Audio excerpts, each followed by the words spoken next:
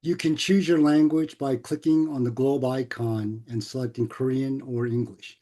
So, ladies and gentlemen, joining us from the Republic of Korea and the United States, thank you for being here. We are excited to welcome you to this special program focused on one of the most important military units in the world, the ROK-U.S. Combined Forces Command, or CFC. I'm Colonel Retired Steve Lee, the Senior Vice President of the Korea Defense Veterans Association. It is a privilege for KDVA to bring this timely discussion with CFC's current commander, General Xavier Brunson. Supporting the alliance, supporting CFC, and honoring our veterans remains central to KDVA's mission, and today's program reflects that commitment. Today, we will cover these main topics. Go behind the scenes to hear about CFC directly from the CFC commander. Discuss military operations, exercises, and training. And what are the challenges ahead for CFC and how will CFC meet them? The sequence of events will be welcome remarks from General Retired Robert Abe Abrams, the KDVA Chairman and President, and General Retired Chung Soon Jo, former President of our fundraising partner, the Korea-U.S. Alliance Foundation, or KUSEF.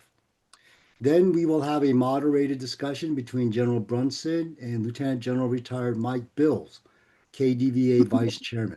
Finally, we will open the floor for Q&A with our audience members. You can write questions at any time during the using the Q&A tab at the bottom of your screen. You can do this even before the Q&A session starts. So please keep the questions short and relevant to our discussion and address your questions to a speaker. This webinar will be available on the kdva.vet, that's VET, digital library, and the KDVA YouTube channel within 1 to 2 days. Now, ladies and gentlemen, remarks from a former CFC commander, General Abrams. Sir.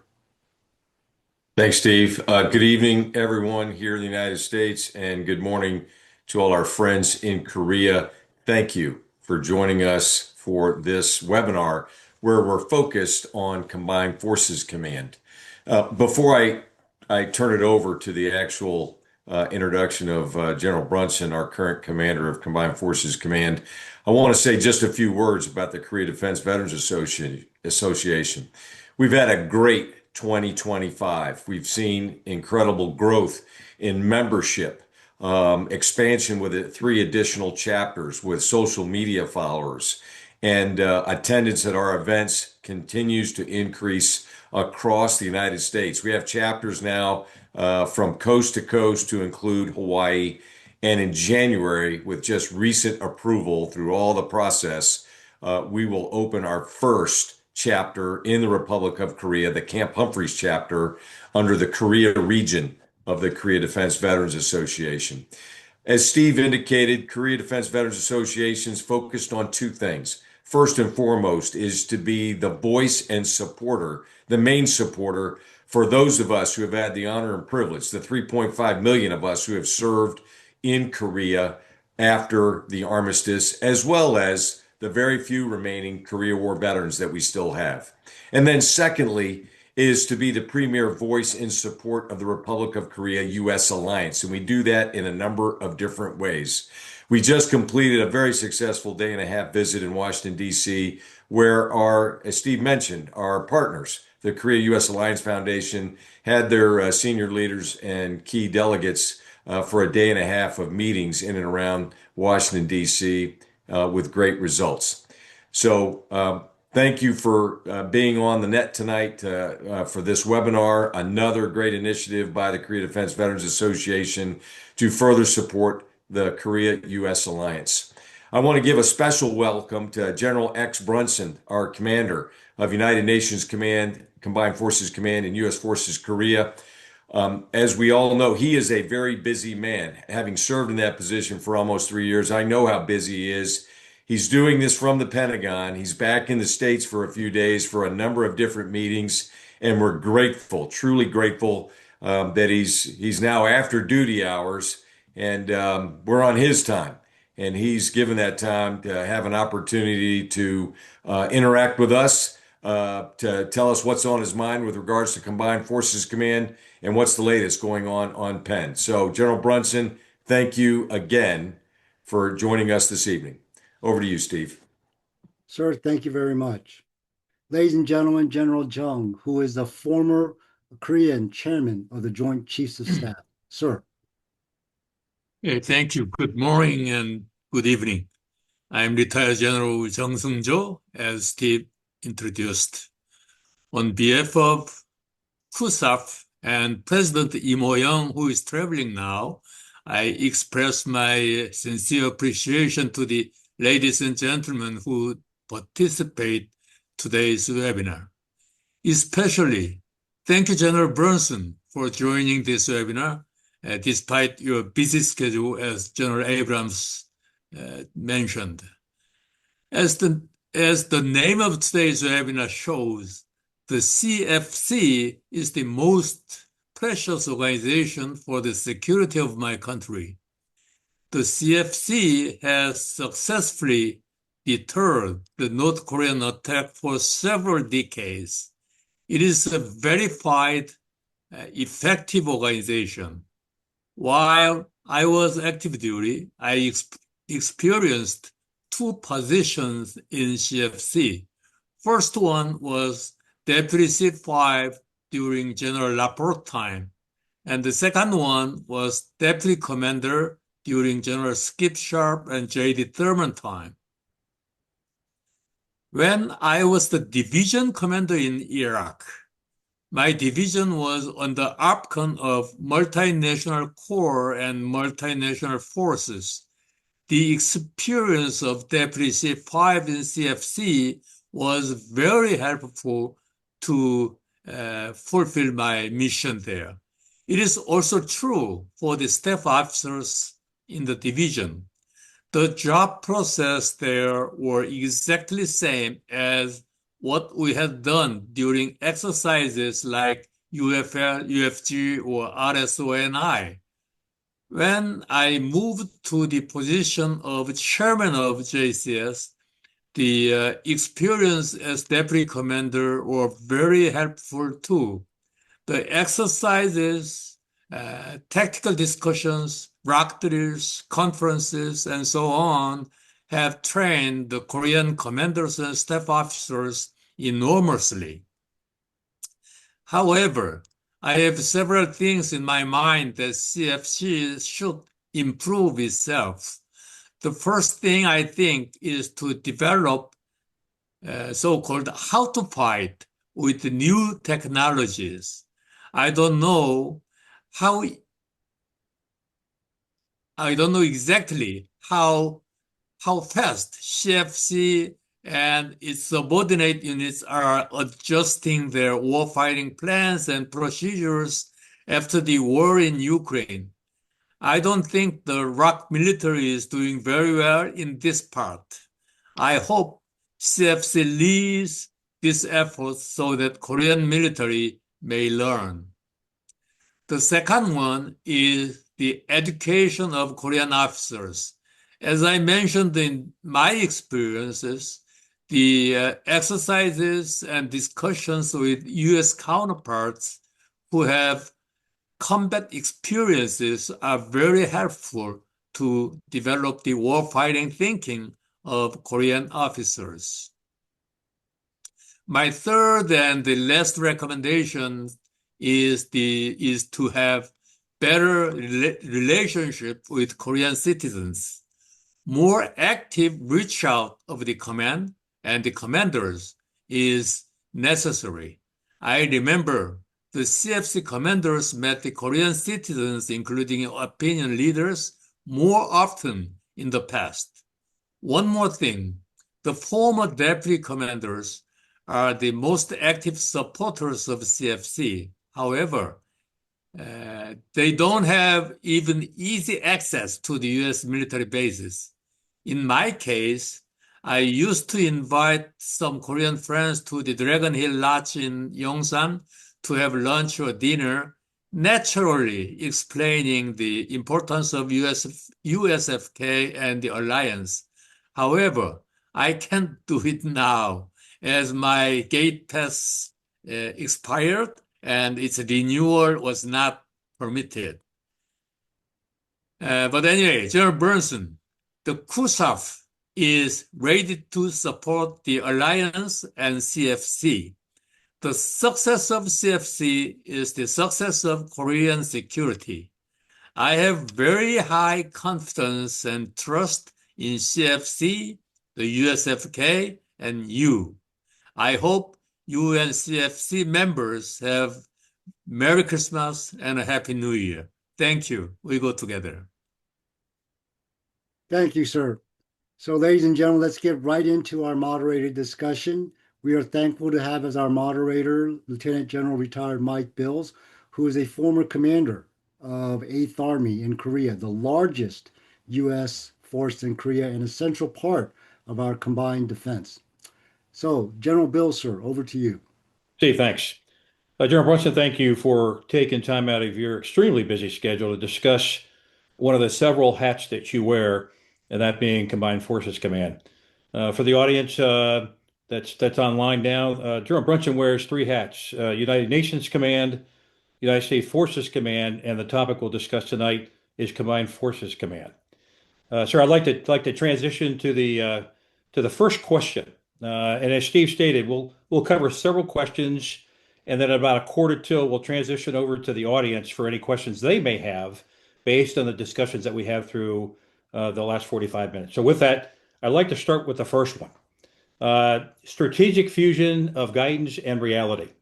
General Brunson, the latest SCM-MCM joint communique lays out ambitious guidance for deterrence, modernization, and combined posture. At your level, where do you see the biggest gaps between strategic intent and day-to-day operational reality, and how CFC is working to close them? Over.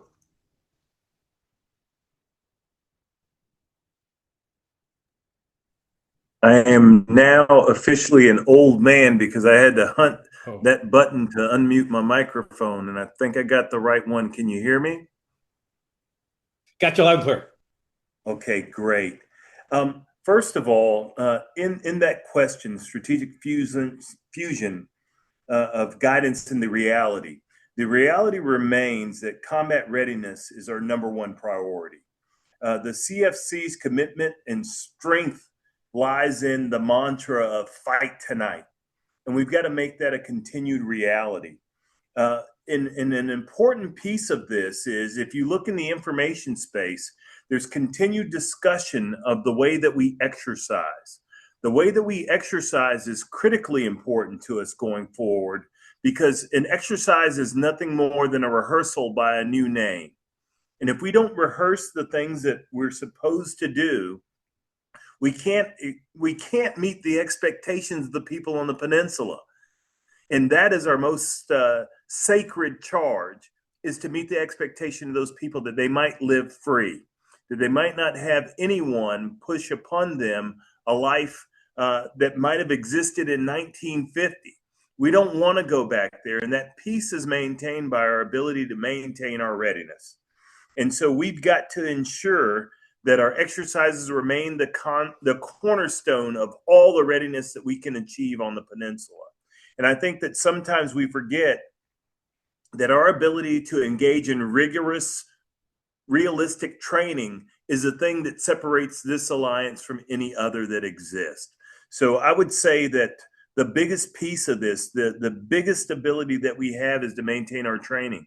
And despite the pronouncements from the SCM and the MCM, which all highlight that same fact, it will require us in a combined fashion to ensure that at least militarily, we continue to underscore the importance of our ability to train together. Over.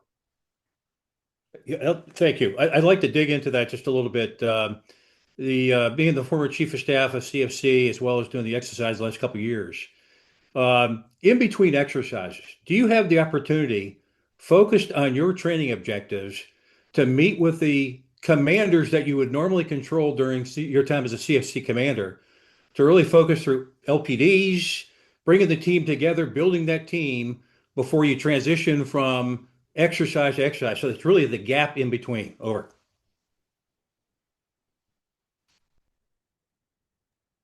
I think it's Clausewitz who talked about surfaces and gaps. And as you know full well, what we're trying to do is to create a continuous surface so that we're not having to relearn lessons learned. So one of the things that we're trying to do here now is to say, what things did we not get quite right during the exercise, and how might we come together to have professional discussions on how we might do that differently? One of the most recent conversations we had was about red lines and coming together as a combined staff, not only with the CFC, but with the joint staff, the ROK-JCS, to come together and say, how do we improve our ability to warfight by improving our understanding? That is a means for us to get over any cultural hurdles that might exist. That is a means for us to get over any hurdles that might exist in terms of the application of combat power over great distances. And we've got to stop going from exercise to exercise. And we've got to come together in means and ways for us to professionally develop ourselves. And as you know quite well from commanding at all the levels you've commanded at, General Bills, that the more often that we do these things, the less gaps that are allowed, and I mean that sincerely, that are allowed to exist in our formations. So whether you call it continuous education, whether you call it a campaign of learning, whatever it might be, it never stops.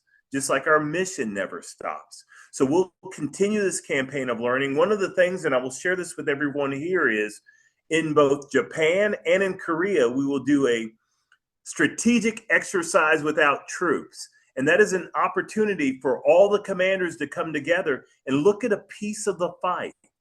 For example, what does the defense of Seoul look like when we've also got to mobilize forces? How do you see this? Because the density of the population in and around Seoul is a thing that when you're drawing ovals on a map, you never consider. But what if we were to take some helicopters and fly around to a certain vantage point in Seoul, set the helicopters down and look at that terrain and talk about what this fight might look like? And then if we take that forward and we get to the civilian line of control, what does trafficking the highways as they exist now look like? Without the ones and zeros, but just to look at and appreciate the terrain, appreciate what might be asked of us, and then to operate in that region. And I don't think we do that enough. The thing that we have, the advantage that we have, is we live and breathe every day on terrain we might be asked to defend or to conduct offensive operations from. So it's not a new concept. We've always, as leaders, come together and looked at a piece of terrain, whether it be Duffer's Drift or whether it be somewhere in Krasnovia. We get on the ground and we look at it and we think about how might we employ the combat power, this precious resource that we have on this piece of terrain.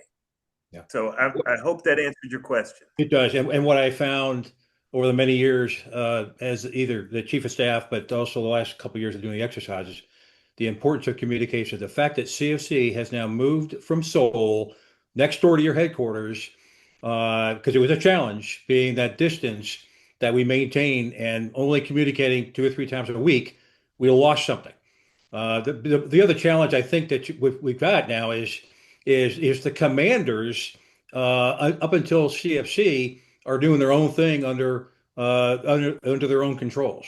That's the piece I was referring to, is bringing them in. You've got partners right next door that you can work with every single day, and I know the staffs are working very closely, but it's really those commanders that are a part of that piece that you got to communicate to daily up until the exercise, so that you don't lose that gap.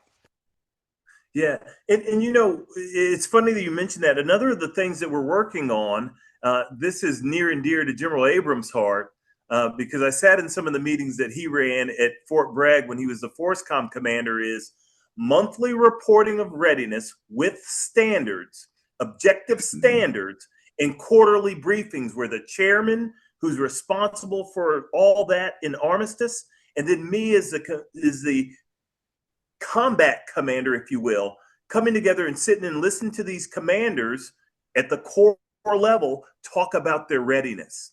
You see, there's been reticence in the time that I've been here to get these objective measures which we can look at so that we can then attack them to ensure that we are truly ready, as we say we are.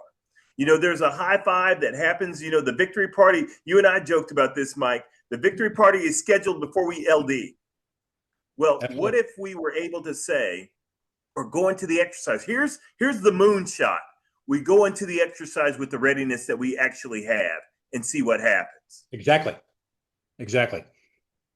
And whatever you've been saying is what we're going to operate with. And that's where we're going to get to by UFS, because we're going to give ourselves time to sort of uncoil out of the assembly area and move forward on these readiness measures, the reporting of the same, and then say, this is where we're starting at. Absolutely. So whether it's D+30 or D+1, this is where we're starting at, and this is where we're going to exercise from. Okay, thank you. Let's move on to go ahead, please, go ahead. Well, no, I'm looking at that message there about my CODA authorities, and yes, I do have them. But the only thing in the world that lie are people and numbers, which I said to the 18th Corps when I got in there and got the clause reporting, because the commander was deployed and the deputy was unavailable to be in the meeting with me. Yeah, it's people and equipment. Yes, sir. Yeah, absolutely. Let's move on to question number 2. Now, we'll probably touch on some of the same, but General Chung also mentioned the technology aspects and the improvements, but readiness in an era of rapid evolution, the threat environment on the peninsula is changing fast. Ballistic missiles, UAS swarms, cyber integration, and Russia DPRK cooperation. What elements of combined readiness worry you the most, not because they're weak, but because the threat is changing?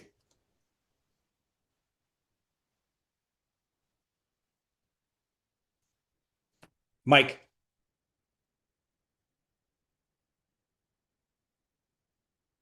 Still don't have it. You're still there you go. Oh, just had it. Go ahead.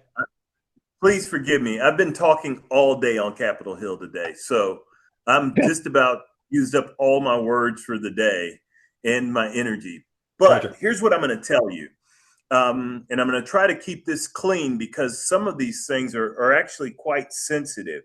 I think that what we have to really get used to is what was in vogue in, I guess, 14 when I was in the War College was to call everything VUCA. That is a common state that exists now. Things are volatile, uncertain, complex, and ambiguous all the time. That is the current state of things. And so rather than focus on the technology, let's talk about what are we doing about it. So for us, it's building a competition X order, which dictates how we and the ROKs are going to fight together in a state of competition, which is continually evolving. When we see what's going on north of the MDL with DPRK, they have shortened their RDT&E cycle in a way that we can only achieve through alliance. So it's going to require both the Republic of Korea and the United States in this alliance to continue to develop. One of the ways that we're going to develop is by changing our organizations. We've got to change the way that we're organized for the fights. And you can use that with air quotes, or you could just say the fight, because it's ongoing and it's pervasive. There are insidious things being done on and off the peninsula that impact the Republic of Korea. So we've got to change the way that we're organized. The more ephemeral domains have to take the fore right now. So what I'm talking about is things that we're doing in cyber, things that we're doing in EW, things that we're doing in space have to take the lead now. And we've got to organize ourselves in such a way that they are combating some of the evil and the ills that are occurring to us right now. For example, we could look at the fact, and this is open source knowledge, that North Korea has managed $5 billion in cryptocurrency theft. Well, who's looking at that problem as it relates to our systems, the Republic of Korea economy, Those are things that concern me right now. But are we organized properly to take best advantage of the capabilities that are resident within both our formations? Or are we pursuing this individually? Because if we're pursuing this individually, then what happens is we've diluted the capacity that's born of the alliance together. And so I think one of the big things we have to do is we have to also recognize what is going on in the Democratic People's Republic of Korea. What have they benefited from by virtue of their relationship with Russia?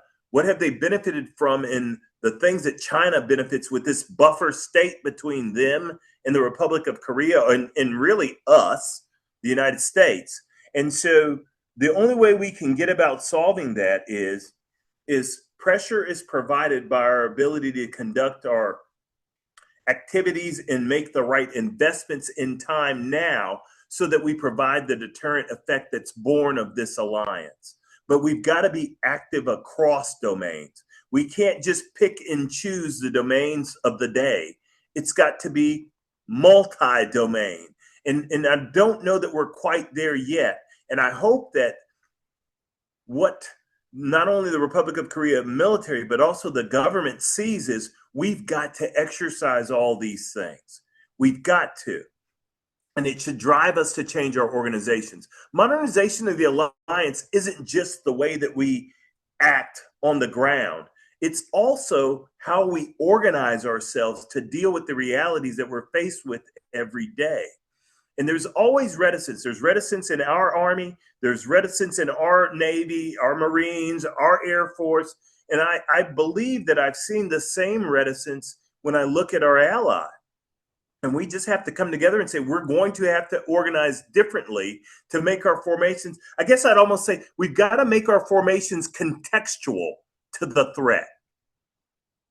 And if we don't do that, if we wait to do that, it'll be too late when we're in contact. And I would respectfully submit to everyone on this webinar that we are in contact right now, but we're not quite organized the way we need to be to deal with the threats that are so pervasive. Thanks for that. Just to add to that, I'm going to throw in just a piece of your other hat, and that's United Nations Command, that when they're integrated, they become part of CFC as part of the fight. And so when you talk about organization for combat, to include improving on counter cyber measures, do those countries, to include our partners, our alliance on the pen, have the ability to improve on those systems to really defend what they need to do in terms of countering that piece of it? Over. Yeah, and you know, one of the big challenges we have, I'm sure it was a challenge when General Abrams was in command out here, is access. And so a lot of things we do with ones and zeros that we never exercise. So what if I were to tell you, or tell this august body, I'm going to generate force for UNC differently. I'm going to use some of the things that we learned in Afghanistan and in Iraq with multinational formations. You've got to generate that force. So why would we not do something like flags to post to generate that force for UN command? Why would we not do that? You know, I've never seen anybody in a fight, whether I was in elementary school in Fayetteville, North Carolina, or in Vicenza, Italy. I've never seen a place where I didn't want more people to come help me when I was in a fight. And that's what we've got to do. But you can't ask people who are trying to be a part of something like UN command. The Germans, for example, have come alongside us and said, hey, we were there in the 50s. We want to be there now. We want to be a part of UN command. We can't have these folk want to be a part of this, but not be able to access so that they can exercise alongside us. Because again, an exercise is nothing more than a rehearsal. And if we believe that this is a reality that we might face in the future, then we want everyone to be able to come and be a part of it. So to that end, one of the things we're trying to look at now is, if not under the CFC umbrella, how do we exercise this in the future? Where we tie our SIM center at KBSC to a SIM center in Europe, to a SIM center in Colombia, of all places, right? because they're members of UN Command, to the Philippines, to Thailand.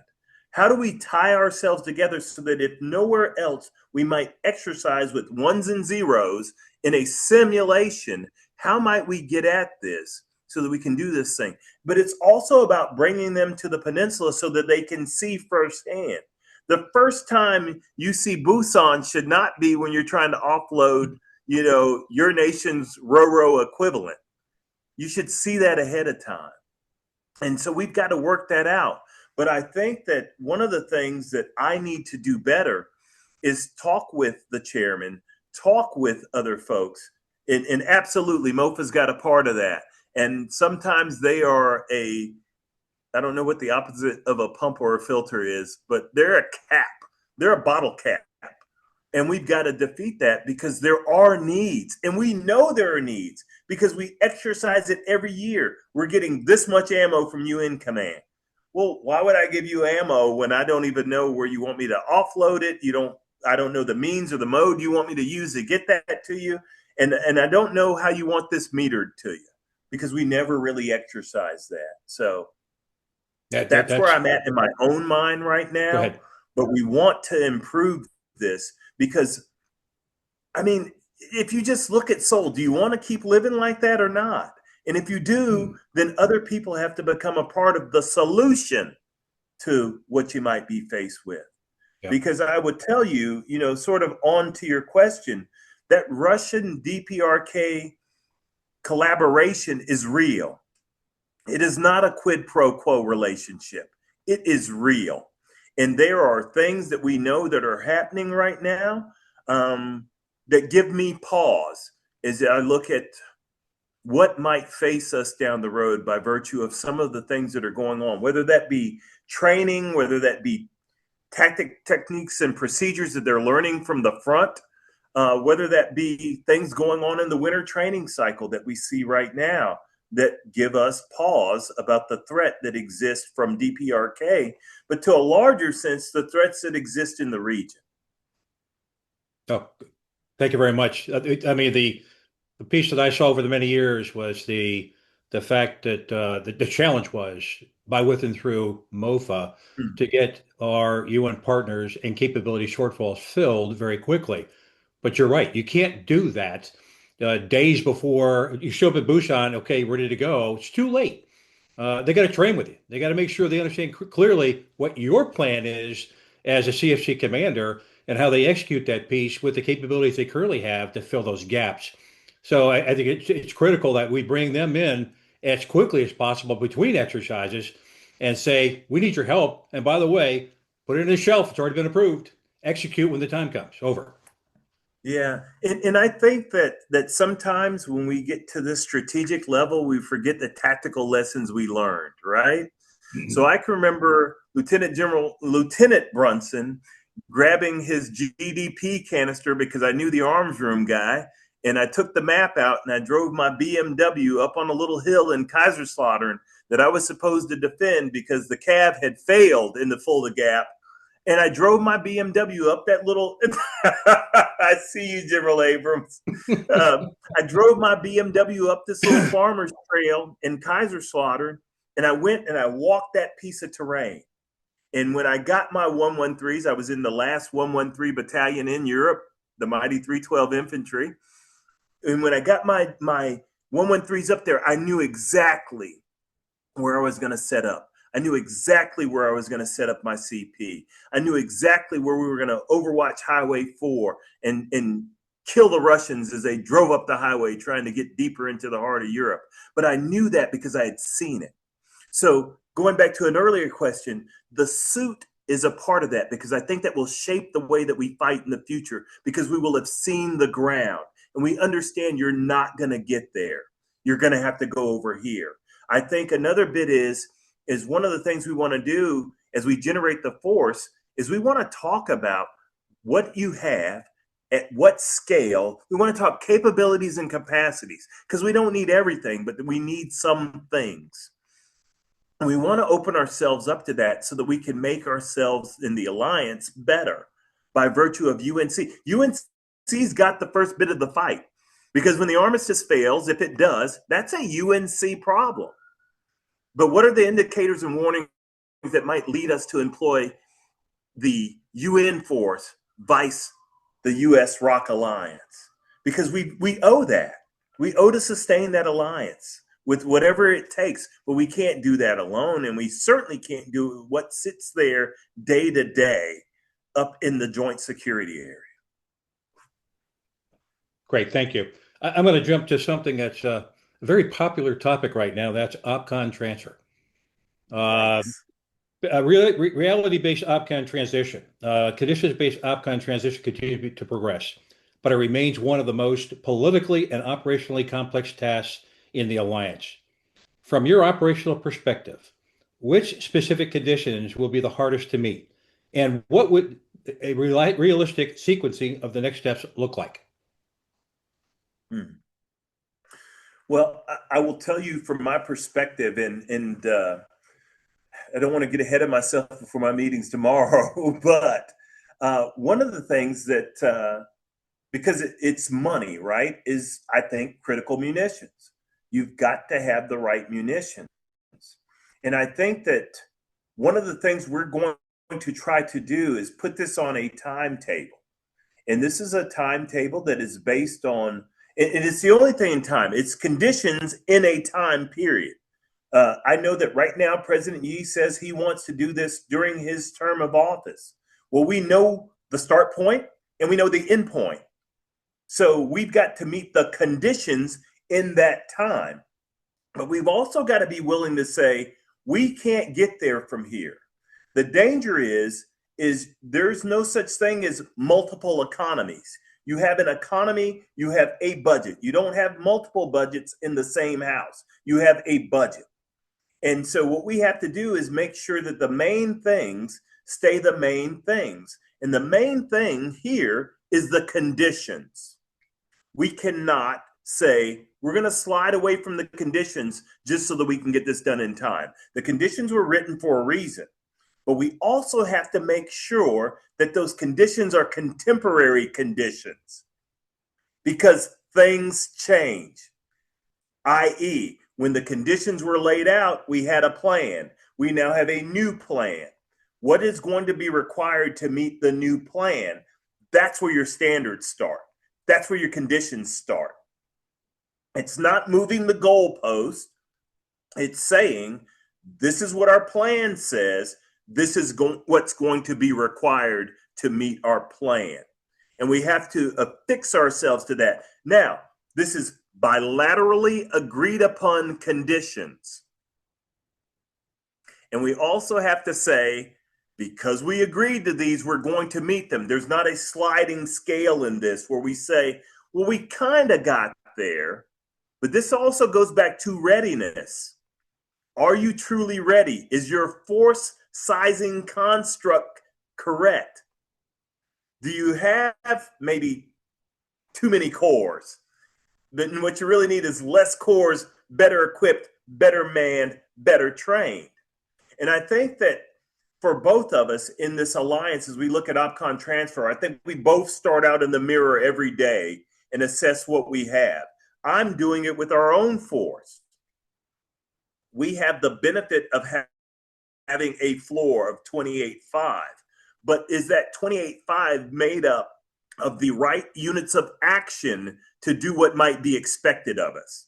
And I would expect reflexively that our ally is doing the same thing, looking at their force sizing construct, looking at the way that their force is composed, built, and organized for the fight that might be in multiple domains, not in singular domains. Like the land domain is what we typically fall back on. And we look to resource the land domain without considering those other domains, cyber, EW, space, air, and maritime, and how we engage in those. And for the sake of one domain, maritime, for example, we could cast off or eschew the others to our own detriment. So I think that when we do this, we've got to continue to think about the fact that this is conditions based for a reason. It's because the likelihood of us having to do something on the pin is higher than it is anywhere else, because we sit with what I would consider the most fragile of pieces, in a condition of fragile peace. How about that?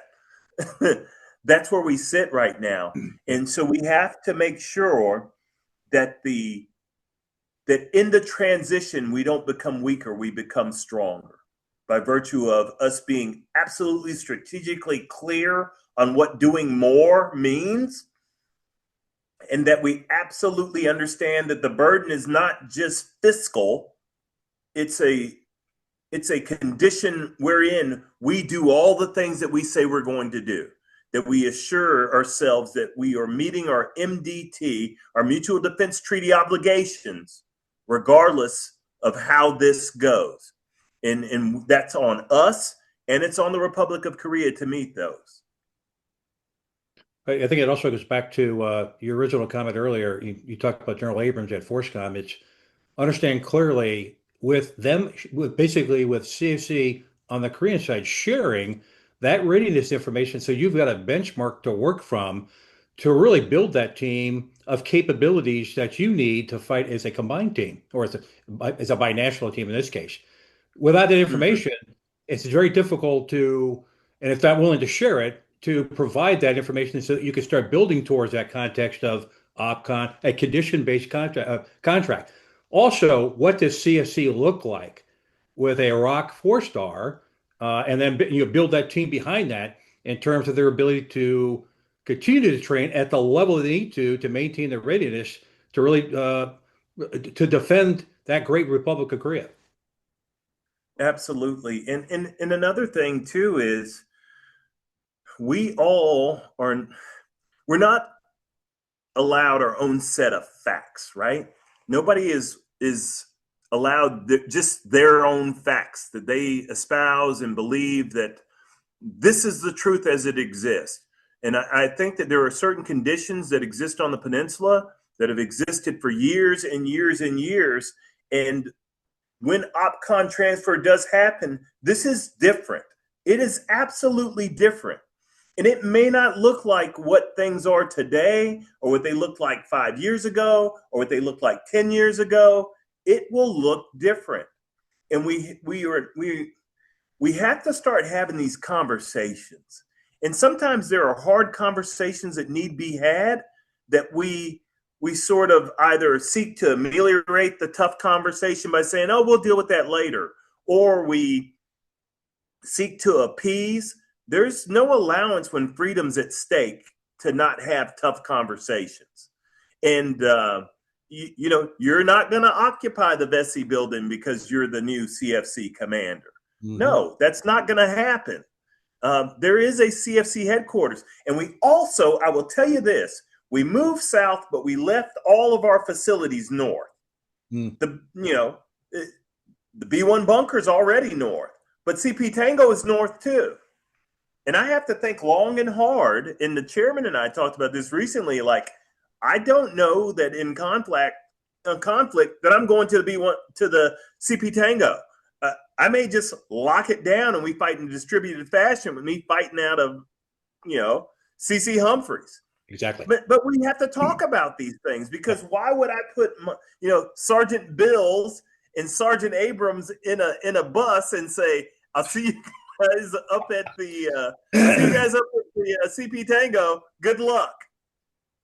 Yep. Missiles are raining down, and I put you on probably a Bluebird, right? Exactly. I put you on the old Bluebird and say, hey, good luck, guys.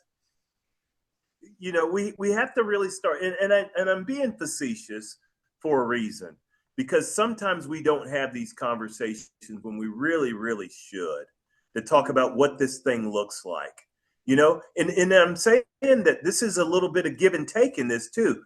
Hey, how do you guys think this is going to look in the future? Yeah. What do you think? Because here's what I think, based on what my national command authority is telling me. This is what I think this looks like.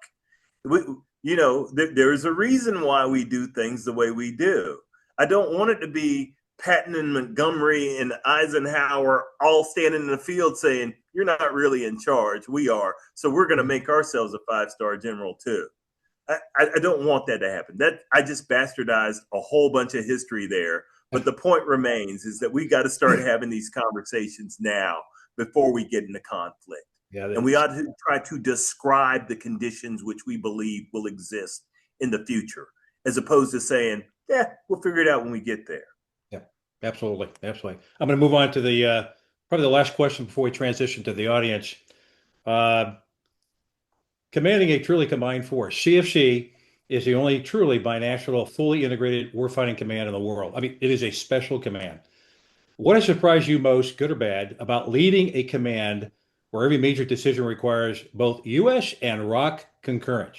And what lessons should future leaders understand before coming into the seat? Over. Here's, wow. There are gentlemen who I truly respect who have commanded this place. They're men I've seen in war. They're men I've seen in peace. They're men I've seen lead large formations all over. One of the toughest things for me is following in the footsteps of those gentlemen. So if I just think about, we've got this new hallway in the headquarters, and it's got period pictures of the commanders. So I come out of the elevator and I make a right turn, and there's Skip Sharp. And I look across from Skip Sharp, and there's, Abe Abrams, pictures of him from his time in command. Then I go down a little bit further, and there's Vince Brooks, and there's Paul LaCamera. And, and then in a little small corner, there's a picture of me the day I took command. But I go all the way up and down this thing, and there's MacArthur, and there's Mark Clark, who, again, bastardizing history, I've said, hey, the NLL, Mark Clark took a pencil and he drew from the MDL and he drew out into the West Sea. I don't know that to be true, but I figure it was established around that time. And it makes for a great talking point. And I told the team that I was going to take a pencil and put it inside glass and say, this is the pencil Mark Clark used to draw the NLL. And I told that story to the ambassadors, and they go, you have that pencil in your headquarters? I said, I sure do. It's in a glass case right outside my office to remind me of how serious drawings are. But when I walk down that hall, I'm beholden to all that work, and I'm responsible for it. And see, and one of the things that's tough in this alliance is I want folks to know that just because I'm there doesn't mean anything else changed. Context is always king. The conditions are different, but the task remains the same. And I will not talk about the difference from this administration to that, because at the end of the day, that finish line, that B that we're going to from A, is the same.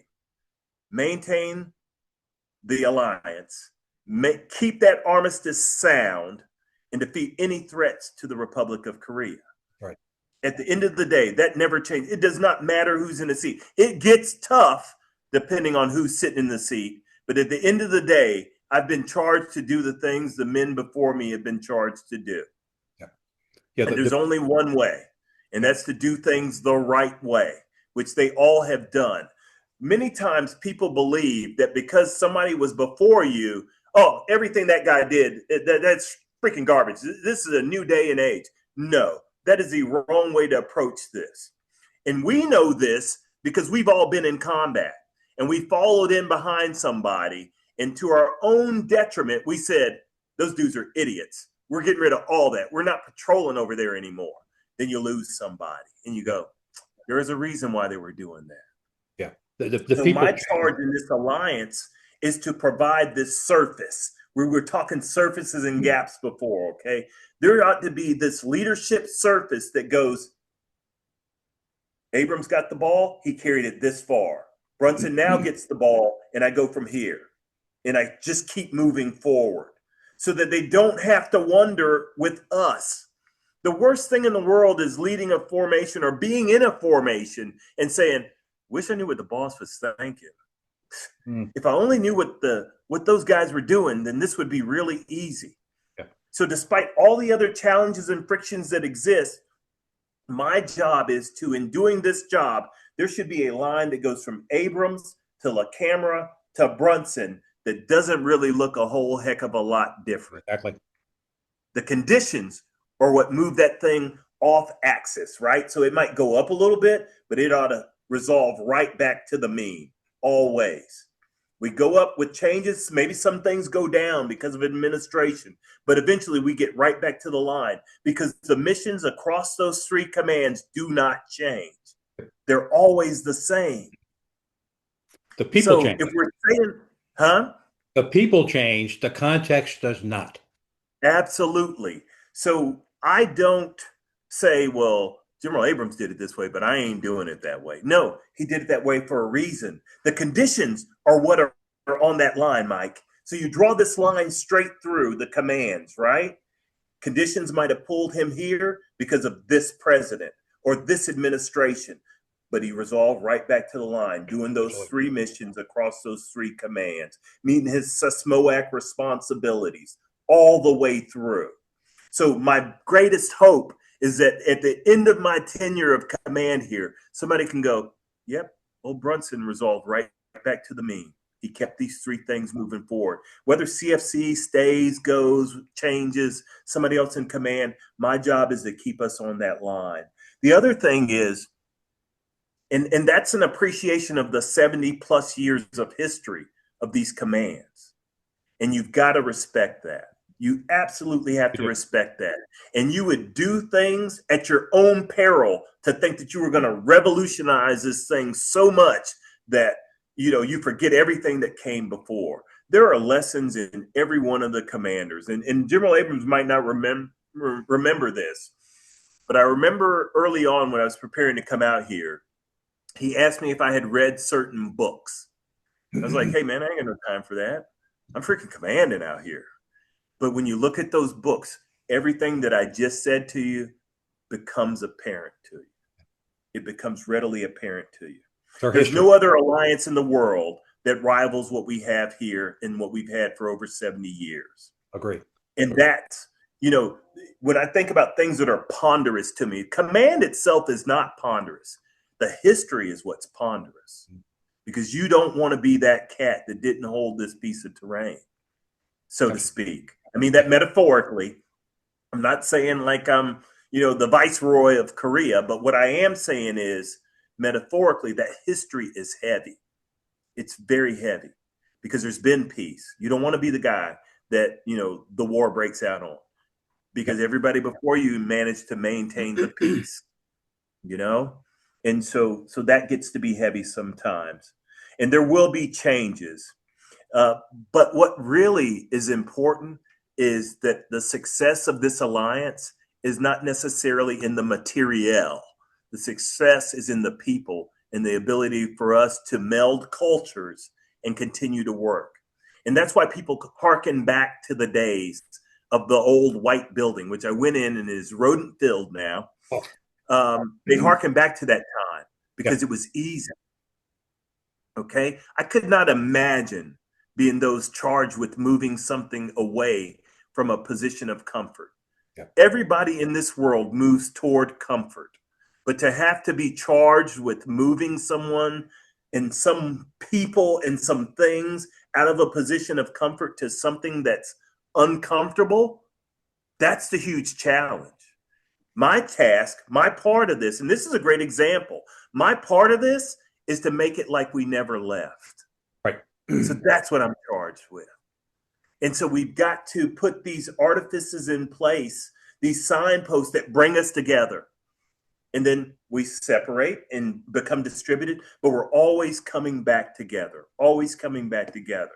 So that's a whole bunch of words, but I love my job. I love the alliance. I get to do this every day. So it's not hard for me to sit up on this VTC because I get to do this.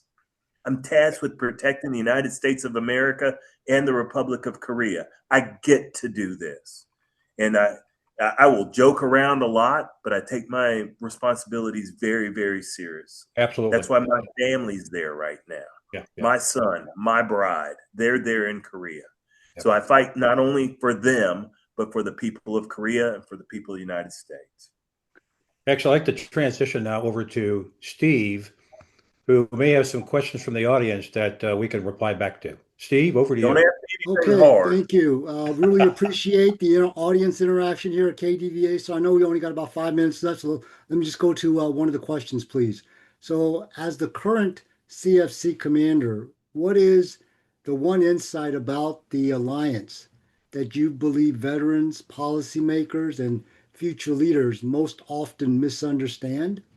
And what would you want them to understand instead? I think what they miss out on is the fact that we are melding cultures every day. And sometimes what policymakers forget is that this is not broken. and we've managed to do this over the course of these 70 years. And that really gets me because they don't understand that culturally we start from two different places, but we come together. And this is the importance of exercising. And so one of the ways that we bring these two cultures together is we put ourselves in close proximity. And they do not understand the importance of standing up behind us whenever someone talks about, I don't care who it is, talks about exercising less or exercising differently. And they need to understand that there are 2 times in a year where we absolutely need support. And so that's why I'm trying to pull Indo-PACOM into our exercise as well. Why? Because we're in the Pacific, and people forget that. They treat Korea sometimes like a sunk cost. I've given you 3 reasons already of things that the policymakers need to understand. But what I'm telling you is you need to get to the peninsula. You need to see, sense, and understand what's happening in Korea. You cannot do that from Washington, D.C. You cannot do that from just Seoul alone. You've got to move your feet so that you can see this alliance and understand what it's provided for a long period of time. Great, sir. Thank you I very can keep much. going. Okay. Sir, Thank you. we got time for one more. I'm going to go to the first question. I promise this was not a plant, but Okay. one of the KDVA members said, General Brunson, where do you see our association, KDVA, helping you the most? Again, this was not a plant. This was the very first question that came in. Yeah. Here's what I tell you. There is a benefit of not having to say everything yourself. Okay. So I think that associations like KDVA, what I would like for you all to be able to do, and I've got to do a better job of this myself, help us to tell the story of not only the alliance, but what it provides for the world. Okay? Because there's been no war on the peninsula in over 70 years, no one's had to send other people to pay the price that was paid that Korea might be what it is today. Okay? Help us to tell the story. I am not going to get everything right. But if you have cards and letters for me and things that and I say I, not we, not us, not the tri-commands, if I get something wrong, please know this. I am doing my level best to do everything that I talked about in that line of commanders, that I might always resolve to the mean. And I'm going to always err on the side of doing the right thing. But please just help us to tell the story of not only the alliance, but of the Korean and American people who have come together in this beautiful, beautiful set of commands to do right by the world. And I honestly believe that nowhere else in my 35, heading on to 36 years this May of service, have I seen anything that is akin to what I'm a part of right now and what I get to do every day. Well, great, sir. Well, thank you very much. I think that's a very great way to close this part of our webinar. So with that charge that General Brunson has given us, I will tell you that KDVA, we remain committed to bringing Americans and Koreans together to support this important alliance and our veterans and CFC. So again, as General Abrams said, we're now KDVA over 55,000 members and 120,000 social media followers. That's tremendous momentum made possible by our fundraiser, CUSEF. and all of you that are with us. We really appreciate also the Korean Ministry of Patriots and Veterans Affairs for sponsoring two major programs every year. The Korea Revisit program. So anybody that's here that served in Korea, you can apply by going to our website for the Korea Revisit program. We get 1 week of VIP treatment, all because the Korean government cares.